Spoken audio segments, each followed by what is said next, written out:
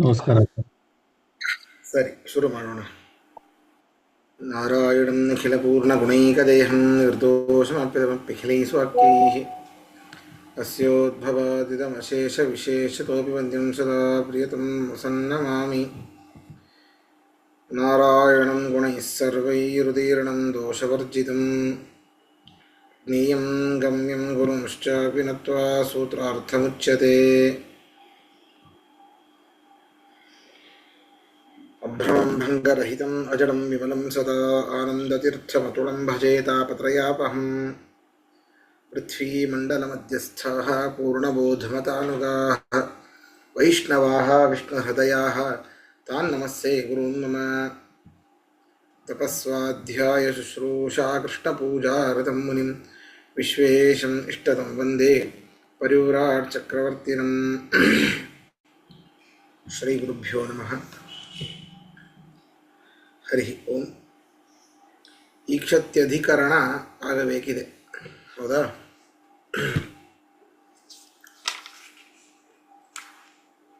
ಇಲ್ಲಿ ಈ ಒಂದು ಅಧಿಕರಣದಲ್ಲಿ ಸರ್ವಶಬ್ದ ವಾಚ್ಯತ್ವವನ್ನು ಪರಮಾತ್ಮನಲ್ಲಿ ಅನ್ವಯ ಮಾಡ್ತಾರೆ. ಪರಮಾತ್ಮನು ಸರ್ವಶಬ್ದ ವಾಚ್ಯನಾಗಿದ್ದಾನೆ ಅಂತ. ಅದಕ್ಕೆ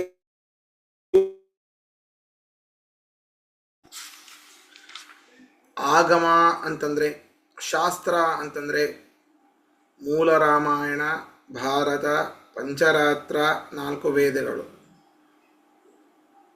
ಇವು ಮಾತ್ರ ಶಾಸ್ತ್ರ ಅಂತಾಗತ್ತೆ. ಇನ್ನುಳಿದವುಗಳು ಕುವರ್ತಮ ತತ್, ಅದು ಕೆಟ್ಟ ದಾರಿ ಅಂತ ಎಲ್ಲ ಹೇಳಿದರು, ಹೌದಾ? ಆಗ ನೀವು ಏನು ಮಾಡ್ತೀರ ಹಾಗಾದರೆ ಅಂತಂದರೆ, ಅದಕ್ಕೆ ಅವ್ರು ಹೇಳ್ತಿದ್ದಾರೆ, ಪರಮಾತ್ಮ ವೇದದಿಂದ ತಿಳಿತಾನೆ ಅಂತ ಹೇಳ್ತಾ ಇದ್ದೀರಿ. ವೇದ ಅಂದರೆ ಏನು? ಶಬ್ದಗಳ ರಾಶಿ, ಪದಗಳ ರಾಶಿ. ಅದು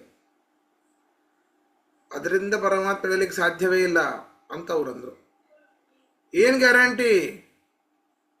ನಿಮ್ಮ ಶಾಸ್ತ್ರದಲ್ಲಿ ಹೇಳ್ತಾರಲ್ಲಪ್ಪ, ಈ ಶೈವಾಗಮ ಬಿಟ್ಟು ಬಿಡ್ರಿ, ಪಾಶುಪತಾಗಮ ಬಿಟ್ಟು ಬಿಡ್ರಿ, ಸ್ಕಾಂದ ಪುರಾಣ ಇತ್ಯಾದಿ ಮೋಹಕ ಪುರಾಣ ಬಿಟ್ಟು ಬಿಡ್ರಿ, ಉಪನಿಷತ್ತುಗಳೇ ಹೇಳ್ತದೆ ಪರಮಾತ್ಮ ಶಬ್ದಕ್ಕೆ ಸಿಲುಕೋದಿಲ್ಲ ಅಂತ. ಭಾಷ್ಯ ನೋಡಿ ಹೇಳ್ತಾರೆ, ಎಲ್ಲರೂ ಹೇಳಬೇಕು. ನಾನು ಯಥೋ ವಾಚೋ ನಿವರ್ತಂತೆ ಅಪ್ರಾಪ್ಯ ಮನಸಾ ಸಹ ಅಶಬ್ದಮಸ್ಪರ್ಶಮರೂಪಮವ್ಯಯಂ ತಥಾ ರಸಂ ನಿತ್ಯಮಗಂಧವಚ್ಚಯತ್ ಅವಚನೇನೈವ ಪ್ರೋವಾಚ.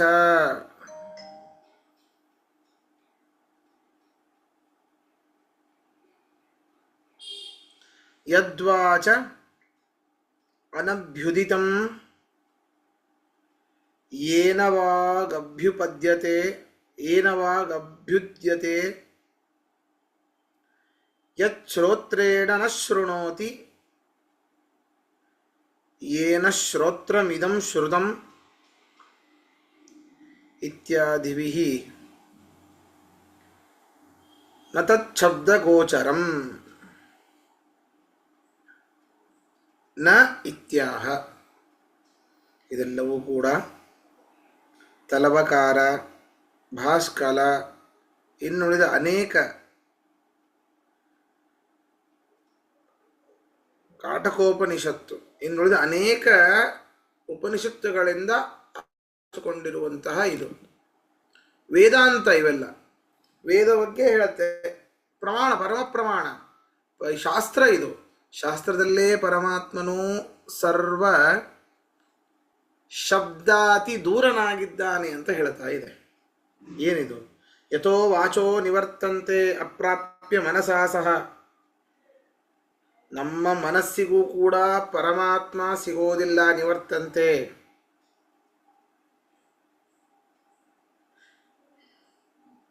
ಯಾವನ ದೆಸೆಯಿಂದ ಸಕಲ ಶಬ್ದಗಳು ಅಥವಾ ವಾಗೀಂದ್ರಿಯವು ಮತ್ತೆ ಹೊರಳಿ ಬರ್ತದೋ ಅರ್ಥಾತ್ ಅವನನ್ನು ಕೊಂಡಾಡಲಿಕ್ಕೆ ನಮ್ಮ ಮಾತಿಗೆ ಸಾಧ್ಯ ಇಲ್ಲ, ಅವನ್ನು ಹೊಗಳಲಿಕ್ಕೆ ನಮ್ಮ ಮಾತು ಸಾಲೋದಿಲ್ಲ, ನಮ್ಮ ಮಾತುಗಳಿಗೆ ಅವನು ವಿಷಯನಲ್ಲ.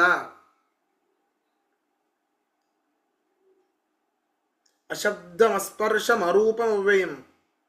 ಅಶಬ್ದಂ ಶಬ್ದ ವೇದ್ಯನಲ್ಲ ಪರಮಾತ್ಮ. ಅರೂಪ ರೂಪರಹಿತನಾಗಿದ್ದಾನೆ. ಅಸ್ಪರ್ಶ ಸ್ಪರ್ಶರಹಿತನಾಗಿದ್ದಾನೆ, ಅಂದರೆ ಸ್ಪರ್ಶೇಂದ್ರಿಯಕ್ಕೆ ಗೋಚರನಲ್ಲ, ವಾಗೇಂದ್ರಿಯಕ್ಕೆ ವಿಷಯ ಶಬ್ದಕ್ಕೆ ಗೋಚರನಲ್ಲ, ಅರೂಪ ಚಕ್ಷುರಿಂದ್ರಿಯಕ್ಕೆ ಗೋಚರನಲ್ಲ, ಅವ್ಯಯ ನಾಶರಹಿತನಾಗಿದ್ದಾನೆ. ತಥಾ ಅರಸಂ ನಮ್ಮ ರಸನೇಂದ್ರಿಯಕ್ಕೂ ಗೋಚರನಲ್ಲ. ನಿತ್ಯಂ ಅಗಂಧವತ್ ಘ್ರಾಣೇಂದ್ರಿಯಕ್ಕೆ ವಿಷಯ ಗಂಧಕ್ಕೂ ಗೋಚರನಲ್ಲ, ಘ್ರಾಣೇಂದ್ರಿಯಕ್ಕೂ ವಿಷಯನಾಗೋದಿಲ್ಲ ಪರಮಾತ್ಮ. ಹೀಗೆ ಅಶಬ್ದ ಅಂತ ಹೇಳಿಬಿಟ್ಟಿದ್ದಾರಪ್ಪ ಅಲ್ಲಿ. ಶಬ್ದಕ್ಕೆ ವಿಷಯನಲ್ಲ ಪರಮಾತ್ಮ. ಇತಿ ಅವಚನೇನೈವ ಪ್ರೋವಾಚ. ಈ ರೀತಿ ಲಕ್ಷಣಗಳನ್ನ ಹೇಳ್ತಾ ಹೇಳ್ತಾನೆ ಉಪದೇಶ ಮಾಡ್ದ. ಹೀಗೆ ಇದು ಭಾಸ್ಕರ ಶ್ರುತಿಯಲ್ಲಿ ಬರುವಂಥದ್ದು. ಹೀಗೆ ಯದ್ವಾಚ ಅನಭ್ಯುದಿತಂ ಏನವಾ ಅಭ್ಯುದ್ಯತೆ, ಯಾವ ಒಂದು ವಸ್ತುವು, ಯತ್ ವಾಚ ಯದ್ವಾಚ ಯಾವ ಒಂದು ವಸ್ತುವು ಸಕಲ ವಾಕ್ಯಗಳಿಂದ, ಎಂಥದ್ದೇ ಎಷ್ಟೇ ವಾಕ್ಯಗಳನ್ನು ಹೇಳ್ರಿ, ಆ ಒಂದು ವಸ್ತುವನ್ನು ಹೇಳಲಿಕ್ಕೆ ಸಾಧ್ಯವೇ ಇಲ್ಲ. ಹಾಗಾದರೆ ಸಕಲ ಶಬ್ದಾತಿ ದೂರನಾಗಿದ್ದಾನೆ. ಸಕಲ ಶಬ್ದಗಳಿಂದ, ಯಾವ ಶಬ್ದಗಳಿಂದಲೂ ಕೂಡ ಅವನನ್ನು ಹೇಳಲಿಕ್ಕಾಗೋದಿಲ್ಲ ಅಂದಮೇಲೆ ವೇದಗಳಿಂದ ಹೇಳಲಿಕ್ಕೆ ಹೇಗೆ ಸಾಧ್ಯ? ವೇದವು ಶಬ್ದರಾಶಿ, ಹೌದಾ? ಹೀಗೆ ಯತ್ ವಾಚಾ ಅನಭ್ಯುದಿತಂ ಏನವಾ ಅಭ್ಯುದ್ಯತೆ, ಯಾವುದರಿಂದ ಸಕಲ ಶಬ್ದಗಳು ಹೊರಬೀಳುತ್ತವೋ ಅದು ಬ್ರಹ್ಮ. ಎಲ್ಲ ಶಬ್ದಗಳು ಬರೋದು ಪರಮಾತ್ಮನಿಂದ, ಆದರೆ ಆ ಪರಮಾತ್ಮ ಆ ಶಬ್ದಗಳಿಂದ ವೇದ್ಯನಲ್ಲ. ಯತ್ ಶ್ರೋತ್ರೇಣ ನ ಶೃಣೋತಿ ಏನ ಶ್ರೋತ್ರಮಿದಂ ಶ್ರುತಂ. ನಮ್ಮ ಶ್ರವಣೇಂದ್ರಿಯ, ನಮ್ಮ ಶಬ್ದಗಳು, ಆ ಶಬ್ದಗಳು ನಮ್ಮ ಶ್ರೋತ್ರೇಂದ್ರಿಯದಿಂದ ಅವನನ್ನು ಕೇಳಿಸ್ಕೊಳ್ಳಿಕ್ಕಾಗೋದಿಲ್ಲ.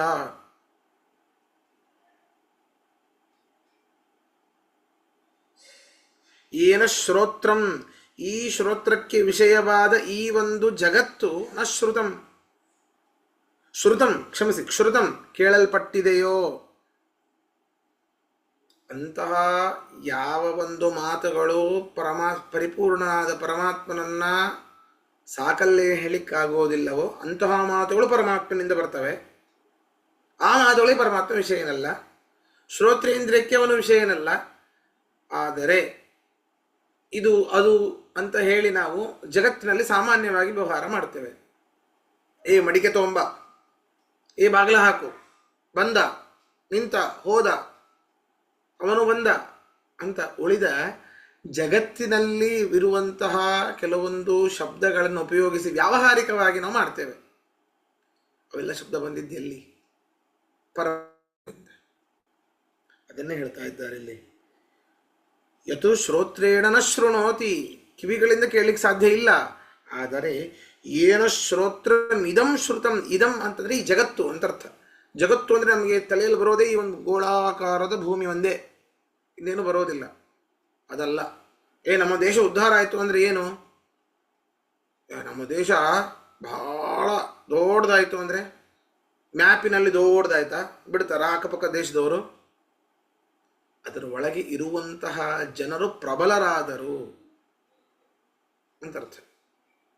ಹಾಗೆ ಇಲ್ಲಿ ಏನ ಶ್ರೋತ್ರಂ ಇದಂ ಶ್ರುತಂ, ಇದಂ ಅಂದರೆ ಜಗತ್ತು ಅಂತ. ಜಗತ್ತು ಅಂತಂದರೆ ಅಲ್ಲ, ಜಗತ್ತಿನಲ್ಲಿ ನಾವು ವ್ಯವಹಾರ ಮಾಡುವಂತಹ ಸಕಲ ಶಬ್ದಗಳು ಇದಂ ಶ್ರುತಂ. ಏನ ಶ್ರುತಂ, ಏನ ಇದಂ ಶ್ರುತಂ, ಯಾರಿಂದ ಈ ಜಗತ್ತಿನಲ್ಲಿ ವ್ಯವಹರಿಸಲ್ಪಡುವಂತಹ ಸಕಲ ಶಬ್ದಗಳು ಬಂದವೋ ಅವನು ಪರಮಾತ್ಮ. ಹಾಗಾದರೆ ಅವನಿಂದ ಮಾತುಗಳು, ಅವನಿಂದ ಶ್ರವಣೇಂದ್ರಿಯಕ್ಕೆ ಬೇಕಾದ ವ್ಯವಹಾರಕ್ಕೆ ಬೇಕಾದ ಶಬ್ದಗಳು ಬರ್ತವೆ ಅಂತ ಹೇಳ್ತಾ ಇದ್ದಾರೆ. ಆದರೆ ಅವನನ್ನ ಸಂಪೂರ್ಣವಾಗಿ ಹೊಗಳಲಿಕ್ಕೆ ಸಾಧ್ಯ ಇಲ್ಲ ಮಾತುಗಳಿಂದ.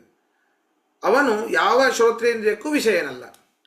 ಹಾಗಾದರೆ ಶ್ರೋತ್ರೇಂದ್ರಿಯಕ್ಕೆ ವಿಷಯವಾದ ಶಬ್ದಕ್ಕೆ ಅವನು ವಿಷಯನಲ್ಲ, ಅವನು ಗೋಚರನಲ್ಲ ಅಂತಂದ ಮೇಲೆ ನೀವೇನು ಹೇಳ್ತಾ ಇದ್ದೀರಿ? ಶಾಸ್ತ್ರ ಶಾಸ್ತ್ರ ಅಂತೇನು ಒದ್ದಾಡ್ತಾ ಇದ್ದೀರಿ. ಶಾಸ್ತ್ರ ಅಂತಂದ್ರೂ ಇವೆ, ಶಬ್ದ ರಾಶಿಯೇ ಶಾಸ್ತ್ರ. ಅಂತಹ ಅಶಬ್ದನಾದ, ಶಬ್ದದಿಂದ ಅಪ್ರತಿಪಾದಿತನಾದ ಪರಮಾತ್ಮನನ್ನ ಈ ಶಾಸ್ತ್ರದಿಂದ ನೀವು ಜಗತ್ಕಾರಣ ಅಂತ ತಿಳಿದು, ಅಂತಹ ಜಗತ್ಕಾರಣನನ್ನ ನೀವು ಬ್ರಹ್ಮ ಅಂತ ತಿಳಿದು, ಅಂತಹ ಬ್ರಹ್ಮನನ್ನ ಮೊದಲನೇ ಸೂತ್ರ ಓಂ ಓಂ ಅಥಾತೋ ಬ್ರಹ್ಮ ಜಿಜ್ಞಾಸ, ಬ್ರಹ್ಮ ಅಂತ ತಿಳಿದು ಅಂತಹ ಬ್ರಹ್ಮನನ್ನ ಜಿಜ್ಞಾಸೆ ಮಾಡ್ತೀಯ ಅಂತ ಹೇಳ್ತಿರಲ್ಲ, ಎಂತಹ ಹುಚ್ಚರು ಅಂತ ಹೇಳಿದ್ರೆ ನ ಇತ್ಯಾಹ, ಇಲ್ಲ, ಹಾಗೆ ಹೇಳಿಕ್ ಬರೋದಿಲ್ಲ. ಇದಕ್ಕೆಲ್ಲ ಏನು ಅರ್ಥ ಮಾಡ್ಬೇಕ್ರಿ? ಅಶಬ್ದ, ಅಸ್ಪರ್ಶ, ಅರೂಪ, ನೋಡ್ರಿ, ಇದು ಭೌತಿಕವಾದ ಶಬ್ದದಿಂದ ಅವನು ಗೋಚರನಲ್ಲ, ಪುರುಷಕೃತವಾದ ಶಬ್ದದಿಂದ ಅವನು ಗೋಚರನಲ್ಲ ಅಂತ ಅರ್ಥ. ಭೌತಿಕವಾದ ರೂಪ ಪರಮಾತ್ಮನಲ್ಲಿ ಇಲ್ಲ, ಭೌತಿಕವಾದ ಗುಣ ಪರಮಾತ್ಮನಲ್ಲಿ ಇಲ್ಲ, ಪಾಂಚಭೌತಿಕ ಶರೀರ ಅವನದ್ದಲ್ಲ, ಭೌತಿಕವಾದ ಸ್ಪರ್ಶ ಅವನಲ್ಲಿ ಇಲ್ಲ ಅಂತ ಅರ್ಥ ಮಾಡಬೇಕು. ಅದು ಇದರಲ್ಲಿ ಕ್ಲಾರಿಫೈ ಮಾಡಿಲ್ಲ. ಆದರೆ ಮುಂದೇನು ಹೇಳ್ತಾರೆ ಅಂತಂದರೆ ಎಲ್ಲರೂ ಸೂತ್ರ ಹೇಳಬೇಕು. ಓಂ ಈಕ್ಷತೇರ್ ನಾಶಬ್ದಂ ಓಂ. ಪ್ರಶ್ನೆ ಕೇಳ್ಬೋದಾ ಆಚಾರ್ಯ? ಹಾ, ನೀವು ಸ್ವಲ್ಪ ಫಾಸ್ಟ್ ಆಗಿ ಹೋಗ್ತಾ ಇದೀರಿ, ಸ್ವಲ್ಪ ಮೆಲ್ಲಗೆ ಹೋಗ್ರಿ. ಹೌದಾ? ಸರಿ ಸರಿ. ಏನ್ ಅರ್ಥ ಆಯ್ತು ಅಂದ್ರೆ ಇದರಲ್ಲಿ ಈ ಕೊನೆ ಸೂತ್ರದಲ್ಲಿ ದೇವ್ ಬ್ರಹ್ಮನ್ ಪಂಚಭೂತ ಕರ್ಮೇಂದ್ರಿಯ ಎಂದ ಗೋಚರ ಇಲ್ಲ. ಹೌದು ಹೌದು. ಅಲ್ಲ, ಇವೆಲ್ಲ ಜ್ಞಾನೇಂದ್ರಿಯವೇ, ಕರ್ಮೇಂದ್ರಿಯ ಬಗ್ಗೆ ಮಾತಾಡೇ ಇಲ್ಲ. ಓಕೆ, ಜ್ಞಾನೇಂದ್ರಿಯನಲ್ಲೂ ಗೋಚರ ಇಲ್ಲ. ಹಾ, ಇವನು ಯಾವ ಇಂದ್ರಿಯದಿಂದಲೂ ಗೋಚರನಲ್ಲ, ಎಲ್ಲ ಇಂದ್ರಿಯಗಳ ವಿಷಯವಾದ ಯಾವ್ದಾವ್ದು ಇವೇನೋ ಅವುಗಳಿಂದ ಪ್ರತಿಪಾದಿತನಲ್ಲ, ಅವುಗಳಿಂದ ವೇದ್ಯನಲ್ಲ ಅಂತಂದ ಮೇಲೆ ನೀವು ಹಿಂದಿನ ಸೂತ್ರದ ಸ್ವಲ್ಪ ನೆನಪಿಟ್ಕೊಳ್ಬೇಕು. ಒಂದಕ್ಕೊಂದು ಇಂಟರ್ಲಿಂಕ್ ಎಲ್ಲ ಇರ್ತವೆ ಇದಕ್ಕೆ. ಹೌದಾ? ಈಗ ನೀವು ಒಂದು ವೇಳೆ ಅವನು ಯಾವುದರಿಂದನೂ ಪ್ರತಿಪಾದಿತನಲ್ಲ ಅಂತಂದ ಮೇಲೆ ಇವನನ್ನ ಜಗತ್ಕಾರಣ ಅಂತ ಹೇಗೆ ತಿಳಿತೀರಿ? ಜನ್ಮಾದ್ಯಸ್ಯ ಯತಃ ಸೂತ್ರ ಮೊದಲನೇದು. ಎರಡನೇದ್ದು ಎರಡು. ಜನ್ಮಾದ್ಯಸ್ಯ ಯತಃ, ಅವನು ಜಗತ್ಕಾರಣ ಅಂತ ತಿಳಿದ್ರೆ ಅವನು ಬ್ರಹ್ಮ ಅಂತನ ಉಪಾಸನೆ ಮಾಡಬಹುದು. ಜಗತ್ಕಾರಣ ತಿಳಿಯೋದು ಹೇಗೆ? ಈ ಶಾಸ್ತ್ರದಿಂದ. ಈ ಶಾಸ್ತ್ರ ಅಂದ್ರೆ ಏನು? ಶಬ್ದ. ಶಬ್ದದಿಂದ ಅವರನ್ನು ತಿಳಿಲಿಕ್ಕಾಗೋದಿಲ್ಲ ಅಂತಂದ ಮೇಲೆ ಜಗತ್ಕಾರಣ ಅಂತಲೂ ತಿಳಿಲಿಕ್ಕಾಗೋದಿಲ್ಲ. ಜಗತ್ಕಾರಣ ಅಂತ ತಿಳಿಲಿಕ್ಕಾಗೋದಿಲ್ಲ ಅಂದ ಮೇಲೆ ಅವನ್ಯಾರೋ ಹೋಗ್ಲಿ ಬಿಡ್ರಿ, ಅವ ಯಾರೋ ಬ್ರಹ್ಮ ಅಂತನೂ ತಿಳಿಲಿಕ್ಕಾಗೋದಿಲ್ಲ. ಮೊದಲನೇ ಸೂತ್ರ ಓಂ ಓಂ ಅಥಾತೋ ಬ್ರಹ್ಮ ಜಿಜ್ಞಾಸ, ಬ್ರಹ್ಮನೇ ಅಲ್ಲ ಅಂತಂದ ಮೇಲೆ, ಬ್ರಹ್ಮನನ್ನೇ ತಿಳಿದಿಲ್ಲ ಅಂತಂದ ಮೇಲೆ ಜಿಜ್ಞಾಸೆನೂ ಮಾಡ್ಲಿಕ್ಕಾಗೋದಿಲ್ಲ. ಹಾಗಾದ್ರೆ ಜಿಜ್ಞಾಸನೇ ಇಲ್ಲ ಅಂದ ಮೇಲೆ ಪರಮಾತ್ಮನ ಪ್ರೀತಿ, ಪರಮಾತ್ಮ ಅನುಗ್ರಹ ನಮಗಿಲ್ಲ. ಅನುಗ್ರಹವೇ ಇಲ್ಲ ಅಂದ ಮೇಲೆ ಮೋಕ್ಷವೂ ಇಲ್ಲ. ಹಾಗಾದ್ರೆ ಎಲ್ಲವೂ ವ್ಯರ್ಥ. ಈ ಶಾಸ್ತ್ರ ಎಲ್ಲ ಏನು ಹೇಳ್ತಾ ಇದೆ? ಎಲ್ಲ ಬೋಗಸ್ ಹೇಳ್ತಾ ಇದೆ, ಸುಳ್ಳು ಹೇಳ್ತಾ ಇದೆ ಅಂತ ಅವರ ಆಪಾದನೆ. ಓಕೆ ಓಕೆ ಓಕೆ, ಆಯ್ತು, ಅರ್ಥ ಆಯ್ತು. ಸರಿನಾ? ಆಯ್ತು. ಅದಕ್ಕೆ ಹೇಳ್ತಾರೆ ಓಂ ಈಕ್ಷತೇರ್ ನಾಶಬ್ದಂ ಓಂ. ಈ ರೀತಿ ಕ್ಲಾರಿಫೈ ಯಾರೂ ಮಾಡಿಲ್ಲ ಮಧ್ವಾಚಾರ್ಯನ ಬಿಟ್ರೆ. ಈ ರೀತಿ ನೋಡಿ, ಅವರೇ ನೋಡಿ, ಏನು ಎರಡು ರೀತಿಯಾಗಿಯೂ ಮಾಡ್ತಾರೆ. ಪೂರ್ವ ಪಕ್ಷಿಗಳು ಅವರೇ, ಉತ್ತರ ಕೊಡೋರು ಅವರೇ. ಅರ್ಥ ಮಾಡಬಾರ್ದಪ್ಪ. ಓಂ ಈಕ್ಷತೆಯರ್ ನಾಶಬ್ದಂ, ಈ ಸೂತ್ರ ಯಾಕೆ ಹೊರಡಿತು? ಈ ಸೂತ್ರದ ನಿಜವಾದ ಅರ್ಥ ಏನು ಅಂತ ಆಚಾರ್ಯರು ಬರೀತಾರೆ. ಮೊದಲಿಗೆ ಈ ಸೂತ್ರದಲ್ಲಿ ಬರುವಂತಹ ಶಬ್ದಗಳ ಅರ್ಥವನ್ನು ನೋಡಬೇಕು ನಾವು. ಅಶಬ್ದಂ ಮುಖ್ಯವಾಗಿ ಬಂದಿದ್ದು ಅಶಬ್ದ. ಶಬ್ದ, ಪದ, ಅಕ್ಷರ. ಒಂದು ಅಕ್ಷರದಿಂದ ಅಕ್ಷರಗಳ ಅನೇಕ ಸೇರಿದಾಗ ಪದ, ಆ ಪದಗಳೇ ಅನೇಕ ಸೇರಿದಾಗ ವಾಕ್ಯ, ಆ ವಾಕ್ಯಗಳೇ ಅನೇಕ ಸೇರಿದಾಗ ಶಾಸ್ತ್ರ. ಹೌದಾ? ಅಶಬ್ದಂ ಬ್ರಹ್ಮ ಅಶಬ್ದ ಅಂದರೆ ಶಬ್ದ ವೇದ್ಯನಲ್ಲ ಅಂತ ಏನು ಹೇಳಿದ್ರಿ, ಅದು ನ. ಸೂತ್ರದಲ್ಲಿ ನೋಡ್ರಿ, ಓಂ ಓಂ ಓಂಕಾರವನ್ನು ಬಿಟ್ಟುಬಿಡ್ರಿ. ಈಕ್ಷತೆ ನ ಅಶಬ್ದಂ ಇಷ್ಟೇ ಇರೋದು. ಈಕ್ಷತೆ ನ ಅಶಬ್ದ ತ್ರಿಪದಾತ್ಮಕವಾದ ಸೂತ್ರ ಇದು. ನ ಅಶಬ್ದಂ, ಅಶಬ್ದಂ ಬ್ರಹ್ಮನು ಅಶಬ್ದನೆಂದು ನ ಅಲ್ಲ. ಯಾಕೆ? ಈಕ್ಷತೆ ಕಾಣಲ್ಪಡ್ತಾನವನು ಸಕಲ ಶಾಸ್ತ್ರಜನ್ಯವಾದ ಜ್ಞಾನಕ್ಕೆ ವಿಷಯನಾಗಿದ್ದಾನೆ ಪರಮಾತ್ಮ. ವೇದವ್ಯಾಸರು ಬರೆದಿರುವಂಥದ್ದು. ಶಾಸ್ತ್ರಜನ್ಯವಾದ ಅಂದರೆ ಅವನು ತಿಳಿಯಲಿಕ್ಕೆ ಸಾಧ್ಯ ಆದವುದು ವೇದದಿಂದ ಮಾತ್ರ. ಅದಕ್ಕೆ ಸಂಬಂಧಪಟ್ಟಂತಹ ಮೂಲ ರಾಮಾಯಣ, ಮಹಾಭಾರತ, ಪಂಚರಾತ್ರ ಇವುಗಳಿಂದ ಮಾತ್ರ ಅವನು ತಿಳಿಯಲಿಕ್ಕೆ ಸಾಧ್ಯ. ಅಶಬ್ದ ಅಂತ ಹೇಳಬೇಡಿ. ಅಶಬ್ದಂ ನ, ಅವನು ಶಬ್ದದಿಂದ ಅಶಬ್ದ ಅಂದರೆ ಶಬ್ದ ಪ್ರತಿಪಾದ್ಯನಲ್ಲ ಅಂತ ನ ಹೇಳಬೇಡಿ. ಶಬ್ದ ಪ್ರತಿಪಾದ್ಯನೇ ಆಗಿದ್ದಾನೆ. ಯಾಕೆ? ಈಕ್ಷತೆ ಶಾಸ್ತ್ರಜನ್ಯವಾದ ಸಕಲ ಶಾಸ್ತ್ರಜನ್ಯವಾದ ಜ್ಞಾನಕ್ಕೆ ವಿಷಯನಾಗಿದ್ದಾನೆ ಅಂತ ಇಲ್ಲಿ ಹೇಳ್ತಾ ಇದ್ದಾರೆ. ಹಾಗಾದ್ರೆ ಇದರ ಮುಂದಿನ ಏನು ಹೇಳ್ಬೋದು ಅಂತಂದ್ರೆ, ಶಬ್ದದಿಂದ ವೇದ್ಯನಾಗಿದ್ದಾನೆ, ಹಾಗಾದ್ರೆ ಶಾಸ್ತ್ರದಿಂದ ವೇದ್ಯನಾದ, ಹಾಗಾದ್ರೆ ಜಗತ್ಕಾರಣ ಅಂತ ಶಾಸ್ತ್ರದಿಂದ ತಿಳಿಯಬಹುದು. ಜಗತ್ಕಾರಣ ಆದರೆ ಅವನು ಬ್ರಹ್ಮನಾಗ್ತಾನೆ. ಬ್ರಹ್ಮ ಆದರೆ ನಾವು ಅವನನ್ನು ಜಿಜ್ಞಾಸೆ ಚಿಂತನೆ ಮಾಡಬಹುದು. ಚಿಂತನೆ ಮಾಡಿದಾಗ ನಮಗೆ ಮೋಕ್ಷ ಸಿಗತ್ತೆ. ಈ ಹಿಂದೆ ಹೋಗ್ತಾ ಹೋದ್ರೇ ನೆನಪುಳಿಯೋದು, ಏನೂ ಗೊತ್ತಾಗೋದಿಲ್ಲ. ಹಿಂದಿಂದೆಲ್ಲ ನೆನಪಿರಲೇಬೇಕು ಅವಶ್ಯವಾಗಿ. ಶ್ರುತಂ ಹರತಿ ಪಾಪಾನಿ ಅಂತ ಹೇಳಿ ಕೇಳಿ ಬಿಟ್ಬಿಟ್ರೆ ಪಾಪಗಳು ಹೋಗುತ್ತೆ.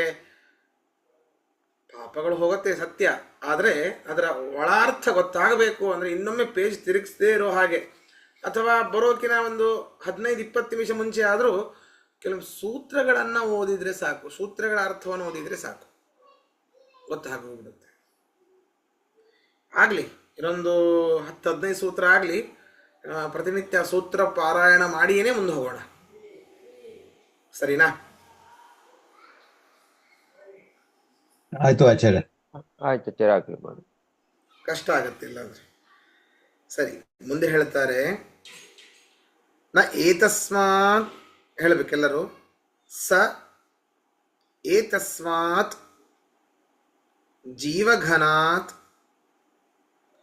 ಪರಾತ್ ಪರಂ ಪುರುಷಯಂ ಪುರುಷಮೀಕ್ಷತೆ.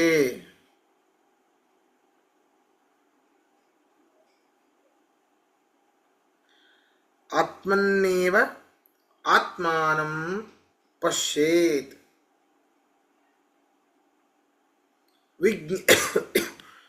ವಿಜ್ಞಾಯ ಪ್ರಜ್ಞಾಂ ಕುರ್ವೀತ ಇತ್ಯಾದಿ ವಚನೈಃ ಈಕ್ಷಣೀಯತ್ವಾತ್ ವಾಚ್ಯಂ. ನೋಡ್ರಿ ಇಲ್ಲಿ ಹೇಳ್ತಾರೆ, ಸಹ ಯಾರು ಆ ಪ್ರಾಣೋಪಾಸಕನೇನಿದ್ದಾನೆ, ಜೀವಘನಾತ್ ಜೀವೋತ್ತಮನಾದ, ಏತಸ್ಮಾತ್ ಜೀವಘನಾತ್ ಏತಸ್ಮಾತ್ ಜೀವೋತ್ತಮನಾದ ಈ ಚತುರ್ಮುಖ ವಾಯುದೇವರ ದೆಸೆಯಿಂದ, ಪರಾತ್ ಪರಂ ಇವರಿಗಿಂತಲೂ ಉತ್ತಮನಾದವನು ಯಾರು? ಪರ ಅಂತಂದ್ರೆ ಚತುರ್ಮುಖರಿಗಿಂತ ಪರ ಅಂತಂದರೆ ಯಾರು? ಲಕ್ಷ್ಮೀದೇವಿ. ಆ ಪರಾತ್ ಪರಂ ಅಕ್ಷರಾದಪಿ ಚೋತ್ತಮ. ಇವತ್ತು ಪಾಠ ಆಗಿದೆ ಹೌದಾ? ಪರಾತ್ ಪರಂ, ಆ ಲಕ್ಷ್ಮೀದೇವಿಗಿಂತಲೂ ಉತ್ತಮನಾದವನು ಯಾರು? ಅದು ಪರಮಾತ್ಮ, ಸರ್ವೋತ್ತಮನಾದ ನಾರಾಯಣ. ಪುರುಷಯಂ, ಸರ್ವ ಜೀವರಲ್ಲಿ ಇದ್ದಾನೆ. ಮುಖ್ಯ ಪ್ರಾಣದೇವರದು ಏನೂ ನಡೆಯೋದಿಲ್ಲ, ಅವರಲ್ಲಿ ನಿಂತು ಪರಮ ಮುಖ್ಯ ಪ್ರಾಣ ಕೆಲಸ ಮಾಡ್ತಾ ಇದ್ದಾನೆ. ಯೋಂತಃ ಪ್ರವಿಶ್ಯ ಮಮ ವಾಚಮಿಮಾಂ ಪ್ರಸುಪ್ತಾಂ ಸಂಜೀವಯದ್ಯಖಿಲ ಶಕ್ತಿಧರಸ್ವಧಾಮ್ನ ಅನ್ಯಾಂಶ್ಚ ಹಸ್ತಚರಣಶ್ರವಣತ್ವಗಾದೀನ್ ಪ್ರಾಣಾನ್ನಮೋ ಭಗವತೆ ಪುರುಷಾಯ ತುಭ್ಯಂ. ಪುರುಷಾಯ, ಎಲ್ಲರ ಪುರುಷರಲ್ಲಿ, ಪುರುಷಯದಲ್ಲಿ ಅರ್ಥಾತ್ ಶರೀರದಲ್ಲಿ ಇರುವಂತಹ ಪುರುಷನೇ ನೀನೇ ಪ್ರಾಣ. ಪ್ರಾಣನಿಗೂ ಪ್ರಾಣ ನೀನು, ಮುಖ್ಯ ಪ್ರಾಣನಿಗೂ ಪ್ರಾಣ ನೀನು. ಪುರುಷಯಂ ಪುರುಷಮೀಕ್ಷತೆ, ಆ ಪುರುಷ ಶಬ್ದ ವಾಚ್ಯನಾದ ಪರಮಾತ್ಮನನ್ನ ಯಾರು ಈ ಪ್ರಣವೋಪಾಸಕ ನೋಡ್ತಾನೆ. ಸಹ ಅಂತಂದ್ರೆ ಯಾರು ಪ್ರಣವ ಉಪಾಸಕ. ಪ್ರಣವ ಅಂದ್ರೇನು ಗೊತ್ತಿರಬಹುದಾ?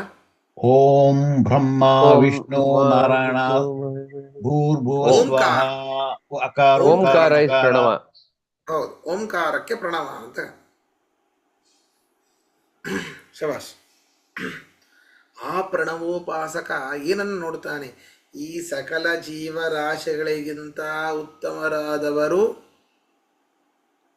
ಈ ತಸ್ಮಾತ್ ಈ ಬ್ರಹ್ಮ ಮುಖ್ಯ ಪ್ರಾಣರು. ಆ ಮುಖ್ಯ ಪ್ರಾಣನಿಗಿಂತ ಪರಾತ್ಪರಂ, ಲಕ್ಷ್ಮೀದೇವಿಗಿಂತಲೂ ಉತ್ತಮನಾದವನು ಪರಮಾತ್ಮ. ಅವನು ಪುರುಷಯಂ ಪುರುಷಮೀಕ್ಷತೆ, ಶರೀರದಲ್ಲಿ ಇರುವಂತಹ ಪರಮಾತ್ಮನನ್ನೇ ನೋಡ್ತಾನೆ.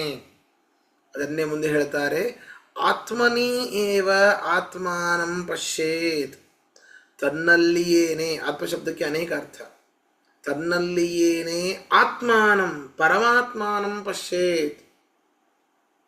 ನಮ್ಮಲ್ಲಿಯೇನೇ ನಾವು ಮೊದಲಿಗೆ ಪರಮಾತ್ಮನನ್ನು ತಿಳಿದುಕೊಳ್ಳಬೇಕು. ತದನಂತರ ಇತರ ವಸ್ತುವಿನಲ್ಲಿ ಪರಮಾತ್ಮ ಇದ್ದಾನೆ ಎನ್ನುವಂತಹ ಭಾವನೆ ಬರಲಿಕ್ಕೆ ಸಾಧ್ಯ. ನಾವು ಹೋಗಿ, ನೀವೆಲ್ಲೇ ಹೋಗ್ರಿ, ತಿರುಪತಿಗೆ ಹೋಗ್ರಿ, ಉಡುಪಿಗೆ ಹೋಗ್ರಿ, ಪಂಡರಾಪುರಕ್ಕೆ ಹೋಗ್ರಿ, ಬದರಿಗೆ ಹೋಗ್ರಿ, ಜಗನ್ನಾಥಪುರಿಗೆ ಹೋಗ್ರಿ, ನೀವು ಅಲ್ಲಿ ಹೋಗಿ ನೋಡ್ಕೊಂಡು ಬರೋದು ಕಲ್ಲು ಅಷ್ಟೇ. ಕಲ್ಲೇ ದೇವರು ಅಂತ ನೋಡ್ತೇವೆ. ಅದ್ರೊಳಗಿರೋ ಆ ಒಂದು ಉದಾತ್ತ ಚೇತನವನ್ನು ಚಿಂತನೆ ಮಾಡ್ತೇವ. ದರ್ಶನ ಆಯ್ತು, ಖುಷಿಯಿಂದ ಬಂದ್ಬಿಡ್ತೇವೆ. ದರ್ಶನ ಇಲ್ಲಿ ಆಗಬೇಕು, ಮೊದಲು ಇಲ್ಲಿ ಆಗಬೇಕು ದರ್ಶನ. ವಿಶ್ವರೂಪ ದರ್ಶನ ಆಯ್ತಲ್ಲ, ಬೆಳಗ್ಗೆ 4 ಗಂಟೆಗೆ ಹೋದಾಗ ಯಾವ ಅಲಂಕಾರ ಇರೋದಿಲ್ಲ. ಬದ್ರಿಯಲ್ಲಂತರು 3:30-4 ಗಂಟೆಗೆ ಹೋದಾಗ ವಿಶ್ವರೂಪ ದರ್ಶನ ಆಯಿತು ಅಂತೆಲ್ಲ ಹೇಳ್ತೇವೆ. ನಿಜವಾದ ವಿಶ್ವರೂಪವನ್ನು ತೋರಿಸಿದಂತಹ ಅರ್ಜುನನಿಗೇನೆ ಆಗಿಲ್ಲ ದರ್ಶನ ಇನ್ನುವರೆಗೂ. ಅವನೇ ಸ್ವಲ್ಪ ತಲೆ ಕೆಡಿಸ್ಕೊಂಡಿದ್ದಾನೆ, ಏನಪ್ಪಾ ಇದು ಅಂತ. ಹಾಗೆ ಇಲ್ಲಿ ಆಗಬೇಕು. ಆತ್ಮನ್ನೇವ ಆತ್ಮಾನಂ ಪಶ್ಯೇತ್ ವಿಜ್ಞಾಯ ಪ್ರಜ್ಞಾಂ ಕುರ್ವೀತ.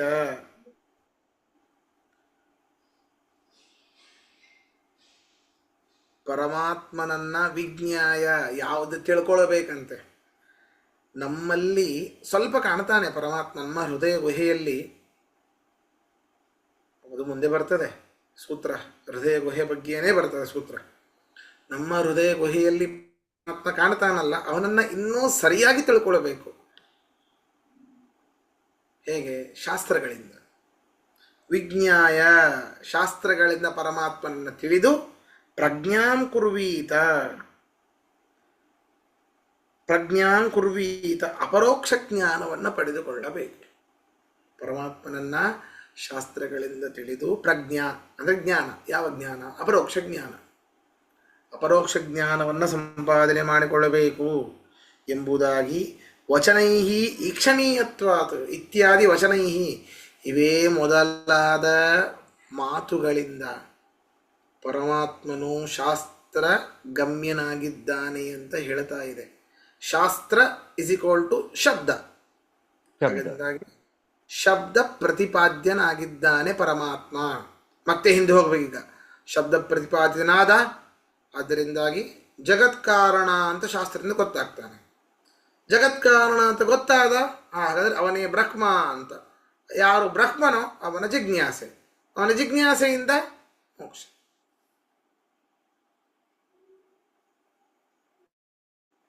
ಹೀಗೆ ಅಲ್ಲಿ ಹೇಳ್ತಾರೆ,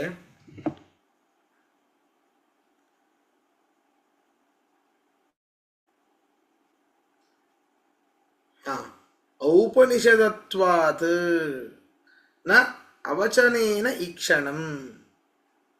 ಔಪನಿಷದ, ಈ ಪರಮಾತ್ಮ ಏನಿದ್ದಾನೆ ಅವನು ಉಪನಿಷದ್ ವಾಕ್ಯಗಳಿಂದಲೇನೇ ತಿಳಿಲಿಕ್ಕೆ ಸಾಧ್ಯ. ಮತ್ತು ಹಾಗಾದ್ರೆ ಅಲ್ಲೇನು ಹೇಳಿದ್ರು? ಅಶಬ್ದ ಅಂತಂದ್ರೆ ಪೌರುಷೇಯ ವಾಕ್ಯಗಳಿಂದ, ಕಪೋಲ ಕಲ್ಪಿತವಾದ ಪುರುಷಕೃತ ವಾಕ್ಯಗಳಿಂದ ತಿಳಿಲಿಕ್ಕೆ ಸಾಧ್ಯ ಇಲ್ಲ ಅಂತ ಅರ್ಥ. ವೇದವು ಅಪೌರುಷೇಯ, ಪುರುಷ ನಿರ್ಮಿತ ಅಲ್ಲ, ನಿತ್ಯ ಅನಾದಿ. ಅಂತಹ ವಾಕ್ಯಗಳಿಂದ ಮಾತ್ರ ತಿಳಿಲಿಕ್ಕೆ ಸಾಧ್ಯ ಪರಮಾತ್ಮ. ಔಪನಿಷದತ್ವಾತ್ ನ ಅವಚನೇನ ಈಕ್ಷಣಂ ಅಂದ್ರೇನು? ಶಬ್ದ ವ್ಯತಿರಿಕ್ತವಾದ, ಅಂದ್ರೆ ಅಪೌರುಷೇಯವಾದ ಶಬ್ದಗಳ ರಾಶಿಗಳಂತೆ ಇರುವಂತಹ ವೇದ ಪ್ರಮಾಣವನ್ನು ಹೊರತುಪಡಿಸಿ ಇನ್ಯಾವ ಪ್ರಮಾಣಗಳಿಂದ ಅವನನ್ನು ತಿಳಿಲಿಕ್ಕೆ ಸಾಧ್ಯ ಇಲ್ಲ. ಈ ಕ್ಷಣ ಅಂತಂದ್ರೆ ತಿಳಿಯುವಂಥದ್ದು. ಅವಚನೇನ ಈ ಕ್ಷಣಂನ ಶಬ್ದವನ್ನ ಹೊರತುಪಡಿಸಿ, ಶಬ್ದ ಪ್ರಮಾಣ, ಶಬ್ದ ಇಸ್ ಈಕ್ವಲ್ ಟು ಆಗಮ, ಆಗಮ ಪ್ರಮಾಣವನ್ನ ಹೊರತುಪಡಿಸಿ ಇನ್ನುಳಿದ ಪ್ರತ್ಯಕ್ಷ ಅನುಮಾನಗಳಿಂದ ತಿಳಿಲಿಕ್ಕೆ ಸಾಧ್ಯವೇ ಇಲ್ಲ. ಹಿಂದೆ ಹೇಳಿದ್ದೇವೆ, ಅನುಮಾನ ಆಗೋದೇ ಇಲ್ಲ. ಪರಮಾತ್ಮ ತಿಳಿಸ್ಕೊಳ್ಳಿಕ್ಕೆ ಸಾಧ್ಯವೇ ಇಲ್ಲ. ತಿಳಿಸ್ಕೊಡ್ಬೋದು, ವೇದ ಸಹಕೃತವಾದ ಅನುಮಾನ, ಅದರಲ್ಲೂ ಪ್ರತ್ಯಕ್ಷ ಅಂದ್ರೆ ಆಗೋದೇ ಇಲ್ಲ. ಯಾಕೆ? ಅವನು ಅತೀಂದ್ರಿಯ, ಕಣ್ಣಿಗೆ ಕಾಣೋದೇ ಇಲ್ಲ, ಅವನು ಅದೃಶ್ಯನಾಗಿದ್ದಾನೆ ಪರಮಾತ್ಮ. ಅದರಿಂದಾಗಿ ಪ್ರತ್ಯಕ್ಷ ಅನುಮಾನಗಳು ಪರಮಾತ್ಮ ತಿಳಿಸ್ಕೊಳ್ಳಿಕ್ಕೆ ಸಾಧ್ಯವೇ ಇಲ್ಲ. ಇದು ಒಂದು, ಅದನ್ನೇ ಆ ಒಂದು ಪ್ರಮಾಣದಿಂದಲೇ ತಿಳಿಲಿಕ್ಕೆ ಸಾಧ್ಯ. ಮುಂದೆ ಹೇಳ್ತಾರೆ, ಸರ್ವೇ ವೇದ ಎಲ್ಲ ಹೇಳಬೇಕು. ಸರ್ವೇ ವೇದ ಯತ್ ಪದಮಾಮನಂತಿ ತಪಾಂಸಿ ಸರ್ವಾಣಿ ಚ ಯದ್ವದಂತಿ. ಸರ್ವೇ ವೇದಾಃ ಯತ್ ಪದಮಾಮನಂತಿ. ಯಾವ ಸಕಲ ವೇದಗಳು ಕೂಡ ಯಾರ ಸ್ವರೂಪವನ್ನ ಹೇಳ್ತಾವೋ ಅವನೇ ಬ್ರಹ್ಮ. ಹಾಗಾದ್ರೆ ನೀವೊಂದೆರಡು ಇಟ್ಟುಕೊಂಡು ಇಷ್ಟು ಒದ್ದಾಡ್ತಿರಲ್ಲಪ್ಪ, ನಿಜವಾದ ಅರ್ಥ ಬರ್ರಿ ಮೊದಲು ಅಂತ. ನಿಜವಾದ ಆ ಒಂದು ಉಪನಿಷತ್ತುಗಳ ಅರ್ಥ ತಿಳಿದುಕೊಂಡು ಮಾತಾಡಬೇಕು, ಸುಮ್ಮನೆ ಮಾತಾಡೋದಲ್ಲ. ಹೌದಾ? ಇದೇನಿದು? ಇದನ್ನು ಪ್ರಮಾಣವೇ ಅಲ್ವಾ? ಸರ್ವೇ ವೇದ ಯತ್ ಪದಮಾಮನಂತಿ. ಯಾವ ಒಂದು ವೇದಗಳು ಎಲ್ಲವೂ ಕೂಡ ಯಾರ ಸ್ವರೂಪವನ್ನು ಹೇಳ್ತಾವೋ. ತಪಾಂಸಿ ಸರ್ವಾಣಿ ತಪಾಂಸಿ ಯದ್ವದಂತಿ. ಸಕಲ ತಪಸ್ಸುಗಳು ಕೂಡ, ತಪಸ್ಸು ಅಂದ್ರೆ ಏನು? ತಪಸಂತಾಪೆ ಅಂತ ಇದೆ, ಅಥವಾ ಆಲೋಚನೆ ಅಂತನೂ ಇದೆ ಧಾತು. ಅವನ ಬಗ್ಗೆ ಚಿಂತನೆ ಮಾಡೋದು ಒಂದು ತಪಸ್ಸು. ಅದಕ್ಕೆ ಹೇಳೋದು, ತಪಸ್ಸು ಮಾಡಬೇಕು ಅಂದ್ರೆ ಕಾಡಿಗೆ ಹೋಗಬೇಕಾಗಿಲ್ಲ, ಚಿಂತನೆ ಮಾಡಿದರೆ ಸಾಕು ಪರಮಾತ್ಮನ ತಪಸ್ಸಾಗತ್ತೆ. ಆ ಪರಮಾತ್ಮನ ಒಂದು ಆಲೋಚನೆ ಮಾಡಿದರೂ ಸಾಕು. ಯದ್ವದಂತಿ, ಈ ಎಲ್ಲ ಆಲೋಚನೆಗಳು ಯಾರನ್ನ ಹೇಳ್ತಾವೋ ಅವನೇ ಬ್ರಹ್ಮ. ಹಾಗಾದ್ರೆ ಎಲ್ಲಗಳಿಂದಲೂ ತಿಳಿತಾ ಇದ್ದಾನೆ. ಎಲ್ಲ ವೇದಗಳೇ ಅವನ ಸ್ವರೂಪವನ್ನು ಹೇಳ್ತಾ ಇವೆ. ಇವತ್ತು ತಾನೇ 15ನೇ ಅಧ್ಯಾಯ ಮುಗೀತು. ವೇದೈಶ್ಚ ಸರ್ವೈರಹಮೇವ ವೇದ್ಯೋ ವೇದಾಂತ ಕೃದ್ವೇದ ವಿದೇವ ಚಾಹಂ. ವೇದೈಹಿ ಸರ್ವೈಹಿ ವೇದೈಹಿ ಅಹಮೇವ ವೇದ್ಯ. ಕೃಷ್ಣನೇ ಹೇಳಿಕೊಂಡಿದ್ದಾನೆ. ಇದಕ್ಕೇನು ಹೇಳ್ತೀರಿ ಅರ್ಥ? ಉಪನಿಷತ್ತುಗಳು ಅದ್ಯಾವುದೋ ಋಷಿ ಇನ್ನೊಬ್ಬ ಯಾರೋ ಋಷಿಗೋ ಅಥವಾ ತಮ್ಮ ಮಗನಿಗೋ ಹೇಳಿರುವಂಥದ್ದು. ಯಾರ್ಯಾರೋ ಋಷಿಗಳು ಬರ್ತಾರೆ, ಅವರು ಇವರಿಗೆ ಹೇಳ್ತಾರೆ, ಅದು ಸರಿ. ಸಾಕ್ಷಾತ್ ಕೃಷ್ಣ ಹೇಳಿದ್ದೇನು ಮಾಡ್ತೀರಪ್ಪ? ವೇದೈಹಿ ಸರ್ವೈಹಿ ಅಹಮೇವ ವೇದ್ಯ. ಸಕಲ ವೇದಗಳನ್ನು ನಾನೇ ಪ್ರತಿಪಾದಿಸಿದ, ನನ್ನನ್ನು ಹೊರತುಪಡಿಸಿ ಇನ್ಯಾರೂ ಇಲ್ಲ. ವೇದಾಂತ ಕೃತ್. ವೇದಾಂತ ಕೃತ್. ವೇದಾಂತ ಕೃತ್ ಅಂದ್ರೇನು? ಮೊನ್ನೆ ತಾನೇ ಅರ್ಥ ಹೇಳಿದ್ದೆ. ವೇದಾರ್ಥ ನಿರ್ಣಾಯಕವಾದ ಬ್ರಹ್ಮಸೂತ್ರವನ್ನ ಮಾಡಿರುವವನೂ ನಾನೇ. ವೇದಾಂತ ಕೃತ್. ವೇದ ವಿದೇವಚ ಅಹಂ. ಸಕಲ ವೇದವನ್ನು ತಿಳಿದವನೂ ನಾನೇ. ಈಗ ನಾವು ಎಂತಹ ಅದ್ಭುತವಾದ ಒಂದು ವಾತಾವರಣದಲ್ಲಿ ಇದ್ದೀವಿ ಅಂತಂದ್ರೆ, ಈ ಬ್ರಹ್ಮಸೂತ್ರಕ್ಕೆ ಬೇಕಾದ ಸ್ವಲ್ಪ ಎಲ್ಲ ಪಾಠಗಳೂ ಆಗಿವೆ. ಅದನ್ನು ತಿಳಿದುಕೊಂಡು ಇದರಲ್ಲಿ ಪ್ರವೇಶ ಮಾಡಿದ್ದೇವೆ. ನಾವು ಡೈರೆಕ್ಟಾಗಿ ಇದರಲ್ಲಿ ಪ್ರವೇಶ ಮಾಡಿ ಬಹಳ ಕಷ್ಟ ಆಗ್ತಿತ್ತು. ಇತ್ಯಾದಿ ಶ್ರುತಿ ಸ್ಮೃತಿಭ್ಯಶ್ಚ. ಇದೇ ಮೊದಲಾದ ಶ್ರುತಿ ಸ್ಮೃತಿಗಳಿಂದ. ಸ್ಮೃತಿ ಪುರುಷ ನಿರ್ಮಿತ, ಶ್ರುತಿ ಅಪೌರುಷೇಯ. ಸರ್ವೇ ವೇದ ಯತ್ ಪದಮಾಮನಂತಿ. ಎಲ್ಲವೂ ಕೂಡಿವೆಲ್ಲ ಶ್ರುತಿ. ವೇದೈಶ್ಚ ಸರ್ವೈರಹಮೇ ವೇದ್ಯ. ಕೃಷ್ಣನಿಂದ ಪ್ರತಿಪಾದಿತವಾದ ಒಂದು ಸ್ಮೃತಿ. ಗೀತೆ ಅಲ್ರಿ? ಹೌದಪ್ಪ, ಗೀತೆನೇ, ಇಲ್ಲ ಅಂತ ಹೇಳ್ತಿಲ್ಲ. ಆದರೆ ಅಷ್ಟು ತೂಕ ಅದರಲ್ಲಿ ಇದೆ. ಅವಾಚ್ಯತ್ವಾದಿಕಂ ತು ಅಪ್ರಸಿದ್ಧತ್ವಾತ್. ಹಾಗಾದರೆ ಬ್ರಹ್ಮನು ಸರ್ವಶಬ್ದ ದೂರನಾಗಿದ್ದಾನೆ ಅಂತ ಹೇಳಿದೆ. ಸರ್ವಶಬ್ದಗಳಿಂದ ದೂರನಾಗಿದ್ದಾನೆ ಅಂತ ಹೇಳೋದು ತಪ್ಪದು. ಅವಾಚ್ಯನಾಗಿದ್ದಾನೆ. ಶಬ್ದದಿಂದ ವಾಚ್ಯವಾಗುವುದು ಒಂದ್ಯಾವುದೋ ವಸ್ತು. ಘಟ ಅಂತ ಹೇಳಿದಾಗ ಘಟ ಶಬ್ದದಿಂದ ವಾಚ್ಯವಾದದ್ದು ಒಂದು ಮಡಿಕೆ, ಮಣ್ಣಿನ ಒಂದು ಪಿಂಡ, ಮಡಿಕೆ. ಹೌದಾ? ಹಾಗೆ ಸಕಲ ಶಬ್ದದಿಂದ ವಾಚ್ಯನಾಗಿದ್ದಾನೆ ಪರಮಾತ್ಮ. ಅವಾಚ್ಯನಾಗಿಲ್ಲ. ಹಿಂದೆ ಅವಾಚ್ಯ ಅಲ್ಲ ಅಂತ ಹೇಳ್ಬಿಟ್ರಿ. ಅಶಬ್ದಮ ಸ್ಪರ್ಶ ಅರೂಪ ಅವ್ಯಯಂ ತಥಾರಸಂ ನಿತ್ಯ ಅಗಂಧವಚ್ಚ ಅಂತೆಲ್ಲ ಹೇಳಿದ್ರಿ. ಅಶಬ್ದನಾಗಿದ್ದಾನೆ, ಸಕಲ ಶಬ್ದದಿಂದ ದೂರನಾಗಿದ್ದಾನೆ ಅಂದರೆ ಶಬ್ದದಿಂದ ಅವಾಚ್ಯನಾಗಿದ್ದಾನೆ ಅಂತೆಲ್ಲ ಹೇಳಿದ್ರಿ. ಅದು ಸರ್ವಥಾ ಸುಳ್ಳು. ಸಕಲ ಶಬ್ದಗಳಿಂದ ವಾಚ್ಯನೇ ಆಗಿದ್ದಾನೆ ಪರಮಾತ್ಮ. ಮತ್ತೆ ಹೋಗಬೇಕು. ವಾಚ್ಯನಾದರೆ ಜಗತ್ಕಾರಣ, ಜಗತ್ಕಾರಣ ಆದರೆ ಬ್ರಹ್ಮ, ಬ್ರಹ್ಮನ ಜಿಜ್ಞಾಸೆ, ಜಿಜ್ಞಾಸೆಯಿಂದ ಮೋಕ್ಷ.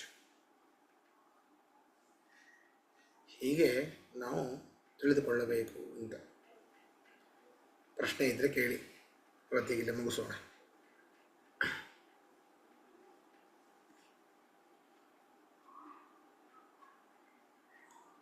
ಆಚಾರ್ಯ, ಸಣ್ಣ ಪ್ರಶ್ನೆ. ಬೇಸಿಕಲಿ ಈ ತರ ಕನ್ಫ್ಯೂಷನ್ ಕ್ರಿಯೇಟ್ ಮಾಡೋದು ಸಾಕಷ್ಟು ಜನನ್ನ ಬೇರೆ ಇಟ್ಟು ಯಾರಿಗ ಅರ್ಥ ಆಗತ್ತೋ ಅವ್ರನ್ನ ಹತ್ರ ತರೋದಕ್ಕೆ ಮಾತ್ರ ಅಂತ ಅನ್ಕೋಬಹುದಾ? ನಂಗೆ ಸ್ವಲ್ಪ ಕಟ್ಟಾಯ್ತು ವಾದಿರಾಜ್ ಅವರೇ. ಹೌದಾ? ನಾನು ಏನ್ ಹೇಳ್ತಾ ಇದ್ದೀನಿ ಅಂದ್ರೆ, ಇದು ಸ್ವಲ್ಪ ಕಠಿಣವಾಗಿದೆ ಅರ್ಥ ಮಾಡ್ಕೊಳ್ಳೋದಕ್ಕೆ. ಅದು ಡೆಲಿಬ್ರೇಟ್ ಆಗಿ ಹಾಗೆ ಮಾಡಿದಾರಾ ಅನ್ನೋದೊಂದು ನನಗೆ ಡೌಟ್. ಸೊ ದಟ್ ಎಲ್ರು ಈ ಕಡೆ ಹತ್ರಕ್ಕೆ ಬರ್ದೇ ಇರಬಹುದಾ ಅನ್ನೋದೊಂದು ಇರಬಹುದಾ ಅಂತ ನಂದು. ತಪ್ಪಿರ್ಬೋದು ನನ್ನ ಇದು. ಇಲ್ಲ ಇಲ್ಲ ಇಲ್ಲ, ಸರಿನೇ. ಅದೇ ಇತಿ ಗುಹ್ಯತಮಂ ಶಾಸ್ತ್ರಂ ಇದು ಮುಕ್ತಮಯಾನಗ, ಅದಕ್ಕಿಂತ ಮುಖ್ಯವಾದ ಭಗವದ್ಗೀತೆಯಲ್ಲೂ ಅದೇ ಬಂತು. ಅದಕ್ಕೋಸ್ಕರ ನನಗೆ ವಾಪಸ್ ಓಕೆ, ಸರಿ ಆಚಾರ್ಯ. ಇದು ಇಷ್ಟೇ ಸಾರ ಅಂತಿಲ್ಲ, ಇನ್ನೂ ಇದರ ಒಳಾರ್ಥವನ್ನ ಸುಧಾದಲ್ಲಿ ಬರೆದಿದ್ದಾರೆ. ಮೊದಲನೇ ಸೂತ್ರಕ್ಕೇನೆ ಇಷ್ಟಿಷ್ಟು ಪುಸ್ತಕಗಳಿವೆ. ಬರೀ ಒಂದು ಸೂತ್ರಕ್ಕೆ ಬಾ. ಇದೇ ಅರ್ಥ ಆಗೋದು ಕಷ್ಟ. ನೀವು ಹಿಂದಿನ ಎಲ್ಲಿ ಕನ್ಫ್ಯೂಷನ್ ಆಗುತ್ತೆ ಸ್ವಲ್ಪ ಅಂದ್ರೆ ಅನ್ಸುತ್ತೆ. ಅದು ಪೂರ್ವ ಮೀಮಾಂಸಾ ಹೇಳ್ತಾರಲ್ಲ ಅಬ್ಜೆಕ್ಷನ್, ಹಾ ಅದನ್ನ ಹಿಂದೆ ಕನೆಕ್ಟ್ ಮಾಡಿದ್ರೆ ಅಲ್ಲ ಅದು ಕನ್ಫ್ಯೂಷನ್ ಆಗುತ್ತೆ. ಇದು ಪೂರ್ವ ಮೀಮಾಂಸಾ ಅಂತ ಹೇಳಿ ಅದನ್ನ ಖಂಡನೆ ಮಾಡೋದು, ಇದು ಕೊನೆಯದು. ಸೊ ಹೌದೌದು ಮತ್ ಸರಿ ಹೋಗುತ್ತೆ. ಅದ್ 4 ಸ್ಟೆಪ್ಗೆ ಪತ್ತಿ ಸೂತ್ರದಲ್ಲೂ ಹೋಗುತ್ತೆ, ಅದ್ ಜ್ಞಾಪಕ ಇರ್ಬೇಕಷ್ಟೇ. ಹೌದು ವಿಷಯ ಆಮೇಲೆ ಪೂರ್ವ ಮೀಮಾಂಸಾ ಆಮೇಲೆ ಸಮನ್ವಯ, ಸರಿ ಫಲಶ್ರುತಿ. ಕೂತ್ಕೊಳ್ಳೋಣ. ಧನ್ಯವಾದ. ಶ್ರೀಕೃಷ್ಣ